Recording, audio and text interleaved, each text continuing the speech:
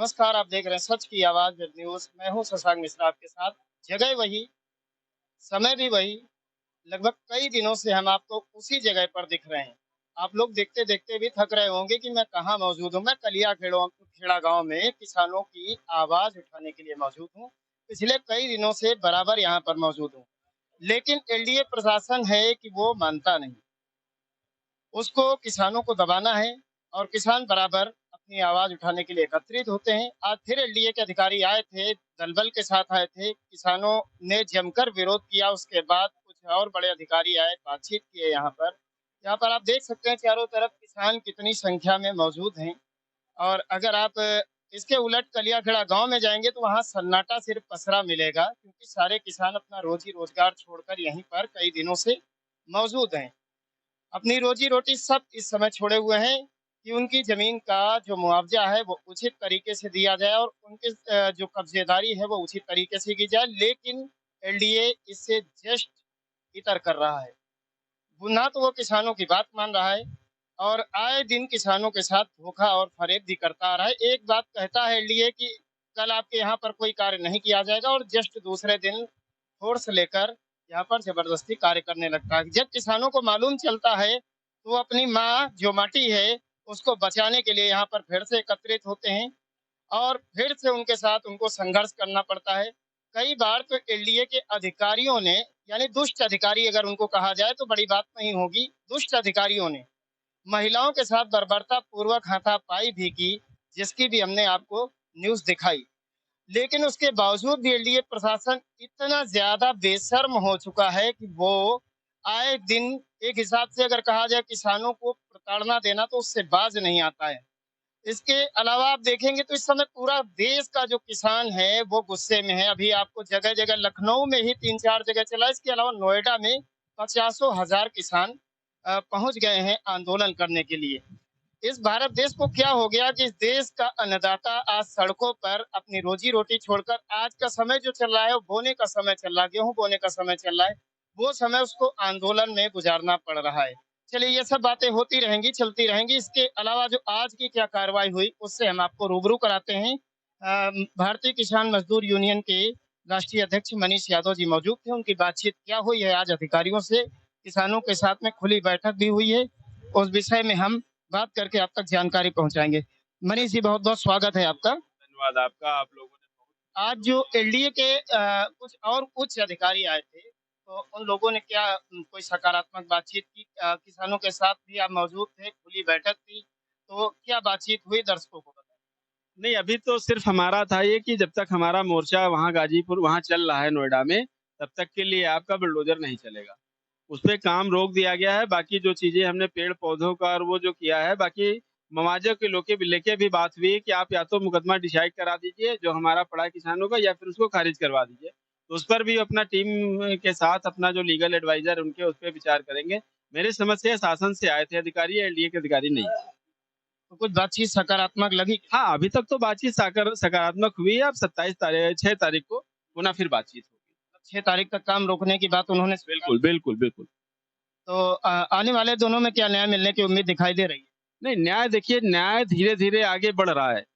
अन्याय बहुत तेज़ी से बढ़ता है, न्याय मिलने में समय लगता है, इसलिए हम समझते हैं कि एकदम से मिल जाएगा, तो ये संभव नहीं, लेकिन धीरे-धीरे न्याय की तरफ हम लोग बढ़ रहे हैं और हमारे किसान जिस तरीके से मैं देख रहा हूँ कि अनुशासन बनाए हुए हैं, इससे मुझे लग रहा है कि इन किसानों की जीत होगी और इनको न्याय भी मिलेगा। और किसानों का लगातार आंदोलन देश भर में चलता हुआ देखकर उत्तर प्रदेश में, खासकर उत्तर प्रदेश के मुख्यमंत्री योगी आदित्यनाथ जी ने कुछ कमेटी बनाने का जो फैसला लिया उसके विषय में कुछ प्रकाश। कमेटी बना दी, फैसला नहीं लिया। रात में 2 बजे आज सरकार बैकफुट पर, दिल्ली सरकार ने 10 तारीख को किसानों के साथ वार्ता करने का, प्रधानमंत्री जी जो कृषि मंत्री जो भी हैं, उन लोगों ने वादा किया है, समय दिया है 10 तारीख को वार्ता करने का। और योगी जी ने आज रात में 2 बजे एक विशेष कमेटी बनाई है, जिसमें राजस्व के जो प्रमुख सचिव हैं वो हैं, और नोएडा अथॉरिटी, जो तीनों अथॉरिटी नोएडा की है, उसके जो है उपाध्यक्ष रहेंगे। एक राजस्व की महिला अधिकारी हैं यहाँ सरकार में, उनको 5 लोगों को टीम का सदस्य बनाया गया है। ये लोग कल जाकर किसान प्रतिनिधियों से नोएडा में वार्ता करेंगे। उसके बाद किसानों की जो माँग है, उसकी रिपोर्ट बनाकर सरकार को भेजेंगे 1 महीने के अंदर, और सरकार उस पर कोई, मैं समझता हूँ कि जिस तरीके से भूमि अधिग्रहण पर जिस तरीके से एक संशय बना हुआ है, किसान परेशान होता है हर जगह। तो मैं समझता हूँ ये सरकार कुछ ना कुछ शायद करे। करेगी उम्मीद है। अब हमारे साथ एक खास व्यक्ति मौजूद हैं।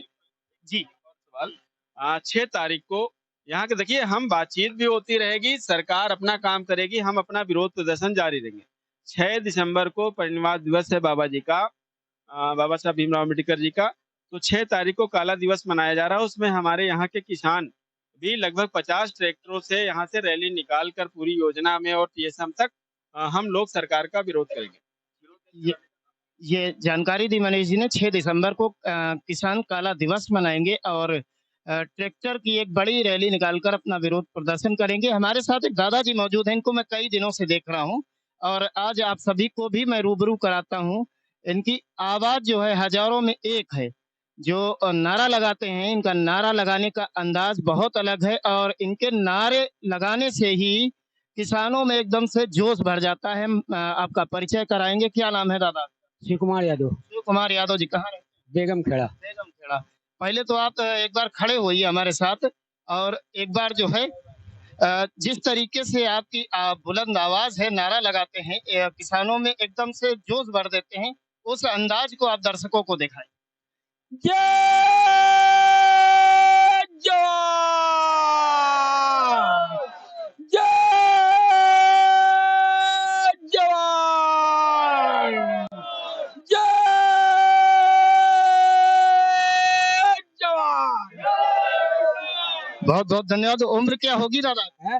अरे 50 के आसपास हो। 50 के आसपास उम्र है, लेकिन आवाज में बहुत ज्यादा दम है। और एक हमारे साथ और किसान बैठे हुए। आइए दादाजी, आ जाइए आ जाइए आ जाइए आप। शशांक जी, सबसे पहले तो हम जी आपको दादा। धन्यवाद कहना चाहेंगे। जैसा कि हम देख रहे हैं, मोहान रोड योजना जब से विवादित है और जब से विवाद चल रहा है, आपकी बड़ी पैनी नजर है। आपने देखा होगा कई दादा, बार। सबसे पहले तो मैं आपसे कहूंगा कि दर्शकों को आप अपना परिचय दें। जी, मैं इसी मोहान रोड योजना का ही किसान हूँ और इससे जो है पीड़ित भी हूँ। नाम क्या है? मेरा नाम बुद्धिलाल यादव है। मैं बेगम खेड़ा प्यारेपुर का निवासी हूँ और शुरू से ही संघर्ष कर रहा हूँ। जब से ये योजना यहाँ पे आई है, संघर्ष कर रहा हूँ। और जैसा कि आप भी जानते हैं, हर समय हम लोग संघर्षरत रहते हैं। कई बार जो है वार्ता हुई तो गोल मोल बातें करके एलडीए वाले अपना काम यहाँ पे चालू करना चाह रहे हैं बलपूर्वक। जैसे कि आप देख रहे हैं सामने बुलडोजर जेसीबी हाँ, बुलडोजर जेसीबी और लंबी फोर्स। हाँ, और हम बड़े कम शब्दों में कहना चाहेंगे कि एक मनोवैज्ञानिक दबाव बनाने के लिए अनावश्यक मकानों पे लाल निशान लगा देते हैं। और आपने सुना भी होगा, और ये अभी घटना हुई है, एक हमारे यहाँ के हीरालाल किसान है जिनका इसी सदमे में देहांत भी हो गया है और उनका स्वर्गवास हो गया है। तो ये काफी दुखद विषय है। और शशांक जी, यहाँ का किसान संघर्षरत है और कोई भी नीति, एलडीए की जो भी गलत नीतियां हैं, उसके खिलाफ हमारा हमेशा संघर्ष जारी रहेगा और कभी हम लोग पीछे नहीं हटेंगे। दादा, एक आपसे भी रिक्वेस्ट है। भी ये शिव कुमार जी ने एक जोरदार नारा दिया, हम बुजुर्गों की आवाज युवा लोगों तक पहुंचाना चाहेंगे। एक बार आप भी युवाओं में जोश जी, हम उससे भी बुलंद आवाज देंगे आपको। कंपटीशन है। जय जवान, जय जवान, चाहे जो मजबूरी हो, चाहे जो मजबूरी हो। देखिए, अभी हमारा छोटा अस्त्र है, हमने हाथी मारने के अस्त्र भी छुपा के रखे हैं। सही वक्त पे उनका इस्तेमाल होगा। हाँ, बहुत बहुत धन्यवाद। हमारे साथ देखा आपने कि बुजुर्ग किसान यहाँ पर मौजूद हैं और सर्दी जैसे जैसे बढ़ रही है, वैसे वैसे उनका जोश भी बढ़ रहा है, क्योंकि सवाल माँ और माटी का है। माँ और माटी का जब सवाल आता है तो आदमी कितना भी बूढ़ा हो गया हो, उसके अंदर जोश आ ही जाता है। और यहाँ पर भी सवाल उसी माटी का है, जिस माटी में यहाँ के हजारों किसान खेल कूद कर पले बढ़े हैं। और आज उनके साथ थोड़ी सी जबरदस्ती की जा रही तो उन्हें तकलीफ की बात हो रही है। जबकि किसान कह रहे हैं न्याय संगत अगर बात की जाएगी तो हम बिल्कुल राजी हैं।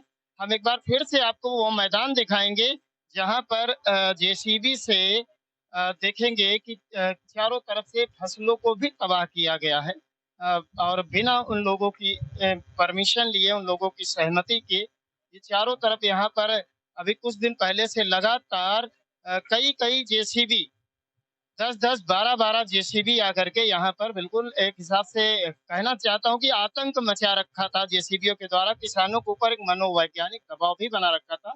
लेकिन आज एक अधिकारी आने के बाद कुछ हद तक ऐसा हमें जानकारी दी गई और आगे क्या होगा कलियाखेड़ा में हमारी नज़र बराबर बनी रहेगी। आपको हम यहाँ की एक-एक घटना से, एक-एक घटनाक्रम से परिचय कराते रहेंगे और आपको हम यहाँ की हर संपूर्ण जानकारी देते रहेंगे। कैमरामैन राहुल के साथ मैं शशांक मिश्रा, सच की आवाज़ वेब न्यूज़।